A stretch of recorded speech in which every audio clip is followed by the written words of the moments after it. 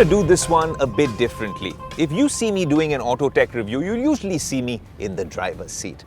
But I'm in a car that's meant to be driven around in.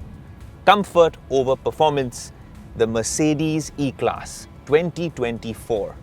Honestly, this is a car where you want to be sat in this captain's seat with the front seat pushed right to the front, this seat on full recline, nearly 46 degrees, and enjoying the new coastal road here in Mumbai. So much to talk about. Tech check, vibe check, and performance check, and most importantly, comfort check. Well, here's the new Mercedes E-Class. Let's begin.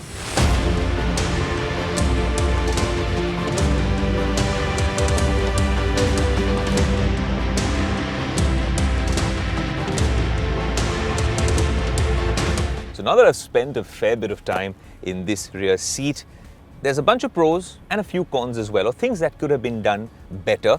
But largely, I understand why people think this is the most comfortable setup in the world.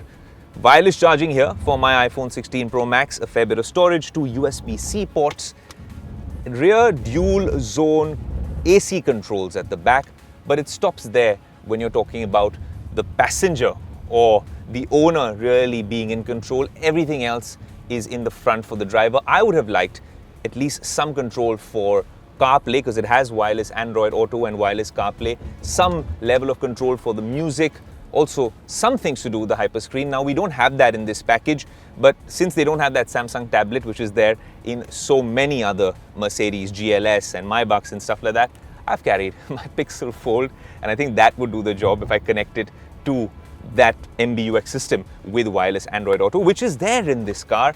But let's go back to even forgetting about performance or technology. It's all about comfort with really smart engineering, electric power blinds for the rear seat and at the back as well. So you feel like you're on this lovely cocoon, really being completely pampered in the back seat. There's a manual one over here, which is something that you're going to keep covered most of the time. What about ride quality? Well, in the E-Class, it's always been about comfort, like I said, and you can't feel a single bump on Mumbai's roads, especially in this seat. I don't know what it's like for the driver. We will get to that in the second half of this particular segment, but I can imagine enjoying the view from the rear seat, putting this on a 46-degree recline, just the amount you need.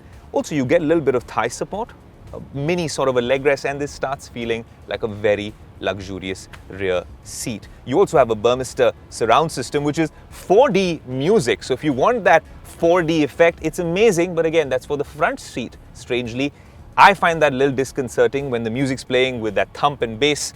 You have the seat really rocking to that particular tune. In the back, it doesn't happen. I think that is deliberate because they want you to be in this more serene state rather than the ones up front. I don't understand the distinction though, giving it in the front and not at the back, but the way the cabin is laid out, everything is pinpoint perfect. You have blinds, of course, over here for the sunroof, and you also, like I said, have a blind behind you. So this entirely becomes a cocoon. One thing we don't see in the rear seat is ventilation. No rear seat ventilation. Of course, you don't necessarily need heating, but that's a big miss in this particular car. And no massager. If you're talking about luxury and you don't have that, there are cars within the Mercedes lineup, some of the more premium ones, that are offering that experience. So that's something we would have hoped for in the E-Class. Okay, you can take plenty of power naps in the back seat, but let's be honest, as a tech and auto buff, I have to, as my responsibility, sit in the front seat. And honestly, on weekends, when Mumbai and Delhi are not so crowded, I'd like to be the one behind the wheel. So let me tell you a little bit more about what's happening in the front, what the ride quality is like, what the driving experience is like, more importantly, what's the tech all about. Let's see you on the inside. The front seat. Very familiar with what Mercedes is doing with their luxury cars. You can see soft touch all around. Very comfortable in terms of a seating position. You see the Burmester surround system right over here. It's a 4D surround. Like I said, in the back seat, you don't feel that thump and bass, but over here, you do feel it. I don't understand the distinction. Honestly, not something I'm comfortable with if I'm driving. I feel like it's them making up maybe a massage feature. Bad joke, no massage feature, no seat ventilation, but there's still so much happening. Let's talk about storage options a fair bit. No fridge over here, but a USB-C port, wireless charging in a slightly cocoon sort of an approach over here, but charging is quite quick. It snaps on quite effortlessly, but if you have the big 16 Pro Max, sometimes it's tough to pull it out. There's cup holders and 2 more USB-C ports over here. When you're talking about the rest of the driving experience, there's something that is peeking right at you when you're looking in the front, and that's a camera. Actually, that is a selfie camera, and I'll open it right here. So if you are here with your significant other, or you're doing one of those cool carpool karaoke-like videos, then this is the selfie. You need to obviously insert a storage medium or a USB, and voila, you can take a selfie here as well on this massive screen, MBUX. Let's talk about the tech in the front seat as well. Now, this is a trend we're seeing with a lot of luxury car makers, reductionists. Lesser buttons. Mercedes has gone in a very interesting way. Remember, there is a big focus on tech and safety, 8 airbags in the car. And in terms of tech, a 0-layer philosophy. That means you can get to anything in the MBUX with a couple of clicks. Honestly, MBUX is looking different from their electric vehicles. This is a redesigned MBUX. It's not really that hyperscreen experience, but it does the job because this is a car, like I said, you want to be in the rear seat. So in the front, there's more than enough controls with 3 screens. Let me explain what these screens are all about. So of course, you have the instrument cluster right here, which is very familiar from other Mercedes. A huge 14.4-inch central screen, and this one's interesting, a 12.3-inch front passenger screen. All of them run MBUX. The passenger screen is pressure sensitive. That means it only gets activated when the front seat is occupied. You get basic settings over here. You can, as the passenger, do a fair bit of things, but that's if the family is traveling together. Otherwise, you're going to be in the back seat. No controls in the E200 for you in the back seat. You have to have someone doing it from the front over here. Not even volume controls. It comes with wireless Android Auto, wireless CarPlay, Vivaldi browser, which I'm not quite sure about, but one thing that Mercedes always gets right is their MBUX navigation system. If you have a look at this, it is absolutely amazing. 3D view, the buildings pop up, the lakes look serene, the 3D graphics are outstanding. But yes, if you want absolute pinpoint precision, you will have to go to CarPlay or Android Auto, and then probably use Google Maps over here, or if you're in some other country, maybe Apple Maps. But even if you go to the buttons here, you have a 360-degree camera, which is absolutely spot on. There's no transparent bonnet, I think, with this one because there's no off-road mode. This is a sedan. It's not like their SUVs. You can hit dynamic over here and you have access to all the different drive modes: comfort, sport, eco. I'm going to keep the car in comfort because that's what this car is about. It's not about performance. It's about comfort, at least this particular variant of the Mercedes E200. And on a day like today, when you have some lovely weather here in Mumbai, you've got a panoramic sunroof with these electric retractable blinds. The whole thing doesn't open up, but you get a view even at the rear seat. How much of it opens up? Just about enough to get a fair bit of air in. You have this little windscreen, which ensures that a lot of dust is not getting in, at least the one that's from oncoming traffic. But this is the cabin of the car. That selfie camera is a huge addition. All in all, everything that gets the job done here in the Mercedes. Ventilated seats don't happen here as well. But like I said, the problem is that they're not in the back seat. Massage functions not there, but maybe that's a first world problem. What is the car like to drive? The proof is in the pudding. It seemed fairly comfortable while I was sat at the back. But what's it like to really drive? It is German engineering. So I'm going to put the car in drive and take it for a little spin.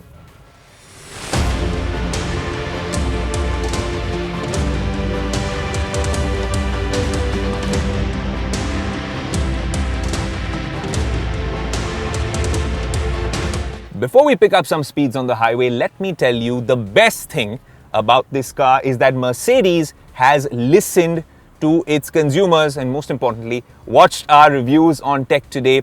While it does have a bunch of safety features as standard, one thing which didn't necessarily work in India, though it works around the world, is that the ADAS features are switched on the minute you switch on the car. So they have one particular feature which is auto emergency braking. And if I go to that right now, active brake assist. Well, active brake assist is standard switched off. I can switch it on if I want, but otherwise... Unfortunately, active brake assist can't be operated using voice control. But there you go. I'm glad that Mercedes has listened, especially here in India. If I want it, it is a very good option. But when I'm traveling on congested roads where a lot of objects, people, things come in the middle, active brake assist is off when the car is switched off. So that is good that a brand at the top of their game is listening to the consumer. And now let's tell you what the car is like to drive. Now, when you're driving this car and you compare this to the BMW 5 Series, you're trying to figure out whether Mercedes was trying to be more like BMW. Is it a car that you want to be driving around and racing on the streets? No. The E-Class is a very accomplished product and it's got its clientele. And I think Mercedes with this one, with a little bit of a price increase, was focusing on that customer. So it's a 2-liter engine here, giving you around 200 horsepower, and I'm taking a U-turn, no rear axle tilt.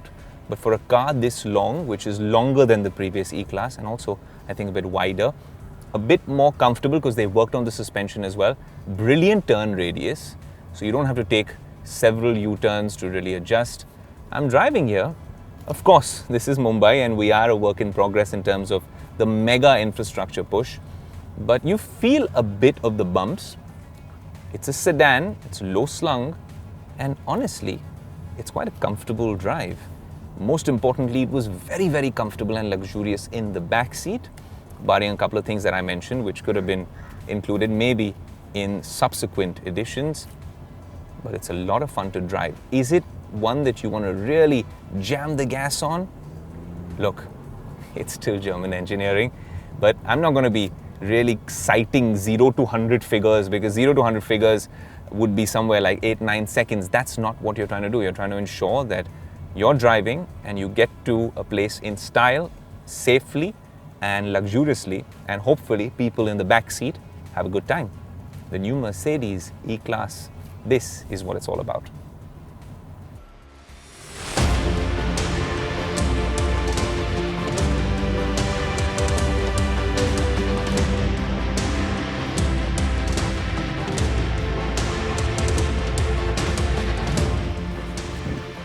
I told you we're doing things differently with the E-Class because things are different with the E-Class. That's why we showed you the rear seat experience first. And now we want to walk you around the car just to give you some insight on the work that's gone behind the look of the car. If you look at the front, of course, it's a revised grille.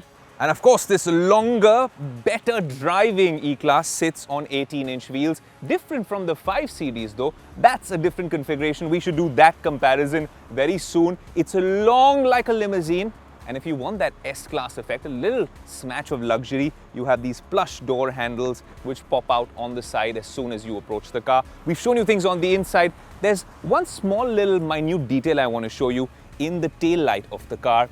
They've managed to embed the Mercedes TriStar logo even over here. But if you're feeling a sense of FOMO and you just purchased the E-Class a couple of months ago, let me tell you what you got and what you didn't get. In this particular car, yes, it's longer, yes, it's a little bigger, it's a much better drive in terms of suspension. It's got a third screen in the front, which is very much in line with their future philosophy, their future tech, and what they're doing with their hyperscreen and EVs.